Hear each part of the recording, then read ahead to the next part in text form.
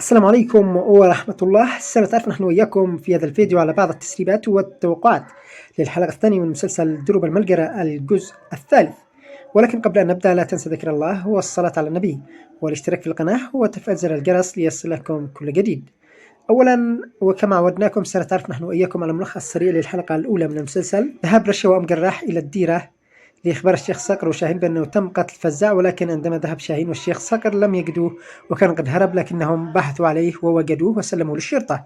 ظهور شخصية جديدة تسمى الشيخ رشاش، ويبدو أنه سوف يكون أحد الأشرار في المسلسل، وقد قام بقتل أحد موظفيه لكن الخادمة كانت تراقب وقد حاول تهديدها وقتلها. أرسل رشا وشاهين. ظهور الشيخ صقر ظهور أبرز الممثلين، وهي الحلقة الأولى والتي أظهرت جميع الممثلين بداية موسم جديد، حلقة تعريفية. ظهور زوينة ومقناص وعودة حنين الحب بينهم. ظهور جراح وأمه وراح يروحون على المدينة ويغادرون الديرة، وتمنت أم جراح رؤية فزاع وهم يدمونه.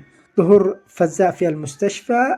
وصول مندوب الآثار من قبل الدولة إلى قبيلة الشيخ صقر لأخذ الآثار التي تم العثور عليها في الجزء الأول كما قلنا، وأخذها من فزاع. ولكن المفاجأة أن فزاع يتصل بالأقرب ويكلفه بمهمة مع باقي عصابته. الأقرب يذهب ويأخذ المال ومجموعة من الرجال من أجل التقطع لمندوب الآثار، وهي المهمة التي أوكله بها. نهاية الحلقة على صعيد ساخن. التسريبات في الحلقة الثانية. المجموعة التي مع العقرب سوف تحاول عمل كمين لمندوب الآثار، ولكن هناك حماية من قبل الشيخ صقر، وسوف تحدث اشتباكات كبيرة مع محاولة إصابة الموتور الذي يتواجد فيه شاهين. انتظرونا في الفيديو القادم تفاصيل أكثر. لا تنسى الاشتراك في القناة والإعجاب بالفيديو. السلام عليكم ورحمة الله.